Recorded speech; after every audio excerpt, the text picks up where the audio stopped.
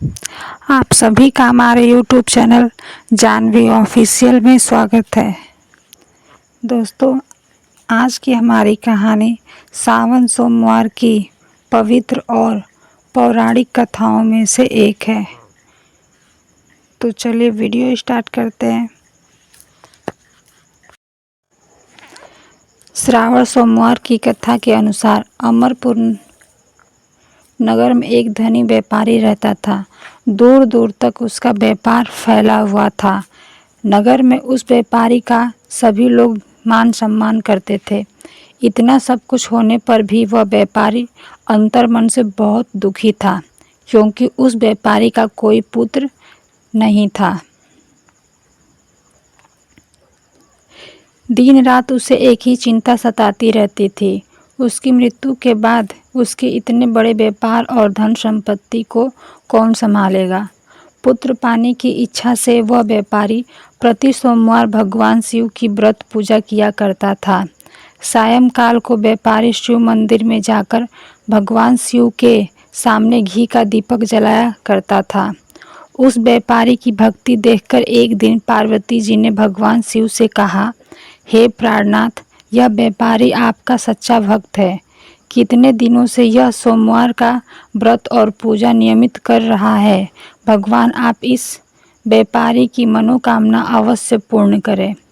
भगवान शिव ने मुस्कुराते हुए कहा, हे पार्वती, इस संसार में सबको उसके कर्म के अनुसार फल की प्राप्ति होती है। प्राणी जैसा कर्म करते हैं उन्हें वैसा ही फल प्राप्त होता है। इसके बावजूद पार्वती जी नहीं मानी। उन्होंने आग्रह करते हुए कहा, नहीं प्राणनाथ, आपको इस व्यापारी की इच्छा पूरी करनी ही पड़ेगी। यह आपका अनन्य भक्त है।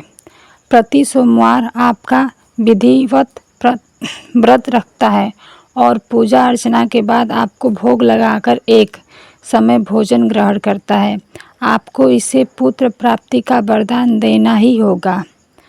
पार्वती जी का इतना आग्रह देखकर भगवान शिव ने कहा, तुम्हारे आग्रह पर मैं इस व्यापारी को एक पुत्र प्राप्ति का वरदान देता हूँ, लेकिन इसका पुत्र 16 वर्ष से अधिक जीवित नहीं रहेगा। उसी रात भगवान शिव ने स्वप्न में उस व्यापारी को दर्शन देकर उसे पुत्र प्राप्ति का वरदान दिया और उसके पुत्र के 16 वर्ष तक जीवित रहने की बात भी बताई। भगवान के वरदान से व्यापारी को खुशी तो हुई, लेकिन पुत्र की अल्प आयु की चिंता ने उस खुशी को नष्ट कर दिया। व्यापारी पहले की तरह सोमवार का विधिवत व्रत करता रहा। कुछ महीने पश्चात उसके घर अति सुंदर पुत्र उत्पन्न हुआ। पुत्र जन्म से व्यापारी के घर में खुशियां भर गई। बहुत धूमधाम से पुत्र जन्म का समारोह मनाया गया। व्यापारी को पुत्र जन्म की अधिक खुशी नहीं हुई, क्योंकि उसे पुत्र की अल्प आयु के रहस्य का पता था। यह रहस्य घर में किसी को नहीं मालूम था। विद्वान ब्राह्मणों ने उस पुत्र का नाम अमर रखा। जब अमर 12 वर्ष का हुआ तो शिक्षा के लिए उसे वाराणसी भेजने का निश्चय हुआ। व्यापारी ने अमर के मामा दीपचंद को बुलाया और कहा कि अमर को शिक्षा प्राप्त करने के लिए वाराणसी छोड़ आओ। अमर अपने मामा के साथ शिक्षा प्राप्त करने के लिए चल दिया। रास्ते में जहाँ भी अमर और दीपचंद रात्रि विश्राम के लिए ठहरते, वहीं यज्ञ करते और ब्राह्मणों को भोजन कराते थे। लंबी यात्रा के बाद अमर और दीपचंद एक नगर में पहुँचे। उस नगर के राजा की कन्या के विवाह की खुशी में पूरे नगर को सजाया गया था। निश्चित समय पर बारात आ गई, लेकिन वर का पिता अपने बेटे के एक आँख से काने होने के कारण बहुत चिंतित था। उसे इस बात का भय सता रहा था कि राजा को इस बात का पता चलने पर कहीं वह विवाह से इनकार न कर दे, इससे उसकी बदनामी होगी। वर के पिता ने अमर को देखा तो उसके मस्तिष्क में एक विचार आया। उसने सोचा, क्यों न इस लड़के को दूल्हा बनाकर राजकुमारी से विवाह करा दो। विवाह के बाद उसको धन देकर विदा कर दूंगा और राजकुमारी को अपने नगर में ले जाऊंगा। वर के पिता ने इसी संबंध में अमर और दीपचंद से बात की। दीपचंद ने धन मिलने के लालच में वर के पिता की बात स्वीकार कर ली। अमर को दूल्हे के वस्त्र पहनाकर राजकुमारी चंद्रिका से विवाह करा दिया गया। राजा ने बहुत सा धन देकर राजकुमारी को विदा किया। अमर जब लौट रहा था तो सच नहीं छिपा सका और उसने राजकुमारी की ओढ़नी पर लिख दिया, राजकुमारी चंद्रिका, तुम्हारा विवाह तो मेरे साथ हुआ था। मैं तो वाराणसी में शिक्षा प्राप्त करने जा रहा हूँ। अब तुम्हें जिस नवयुवक की पत्नी बनना पड़ेगा वह कान्हा है। जब राजकुमारी ने अपनी ओढ़नी पर लिखा हुआ पढ़ा तो उसने कान्हा लड़के के साथ जाने से इनकार कर दिया।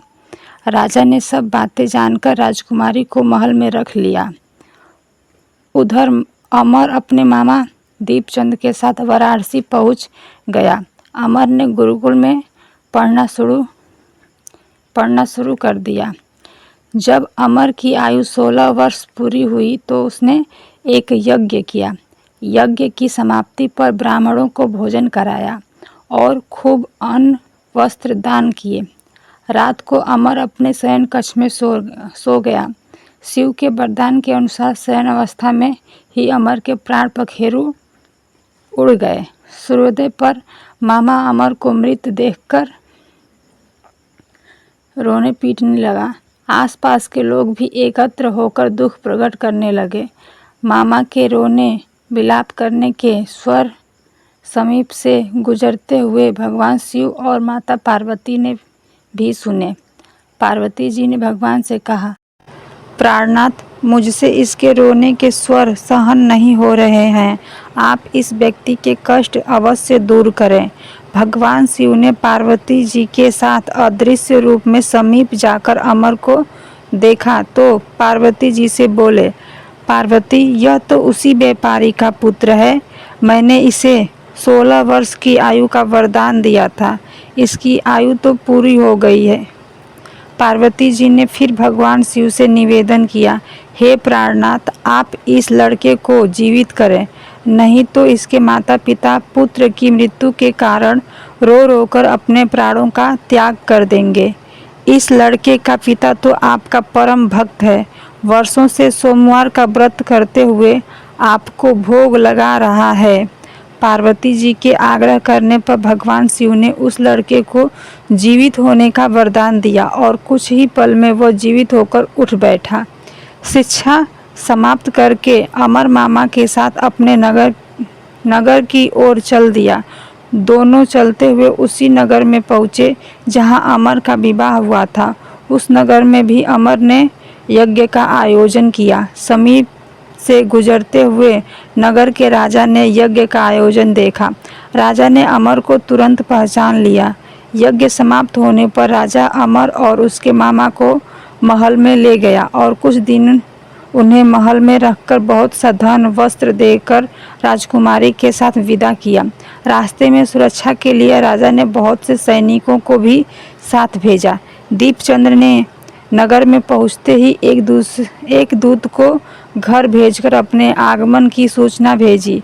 अपने बेटे अमर के जीवित वापस लौटने की सूचना से व्यापारी बहुत प्रसन्न हुआ। व्यापारी ने अपनी पत्नी के साथ स्वयं को एक कमरे में बंद कर रखा था।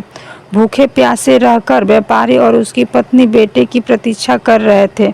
उन्होंने प्रतिज्ञा कर रखी थी कि यदि उन्हें अपने बेटे की मृत्यु का समाचार मिला तो दोनों अपने प्राण त्याग देंगे। व्यापारी अपनी पत्नी और मित्रों के साथ नगर के द्वार पर पहुंचा। अपने बेटे के विवाह का समाचार सुनकर पुत्र वधू राजकुमारी चंद्रिका को देखकर उसकी खुशी का ठिकाना न रहा। उसी रात भगवान शिव ने व्यापारी के स्वप्न में आकर कहा, हे श्रेष्ठी, मैंने तेरे सोमवार के व्रत करने और व्रत कथा सुनने से प्रसन्न होकर तेरे पुत्र को लंबी आयु प्रदान की है। व्यापारी बहुत प्रसन्न हुआ। सोमवार का व्रत करने से व्यापारी के घर में खुशियां लौट आई। शास्त्रों में लिखा है कि जो स्त्री पुरुष सावन के सोमवार का विधिवत व्रत करते हैं और व्रत कथा सुनते हैं, उनकी सभी इच्छाएं पूरी होती हैं। दोस्तों, कहानी कैसी लगी कमेंट में ज़रूर बताइएगा। दोस्तों, वीडियो अच्छी लगी हो तो लाइक करें और चैनल पर नए हैं तो चैनल को सब्सक्राइब करना ना भूलें।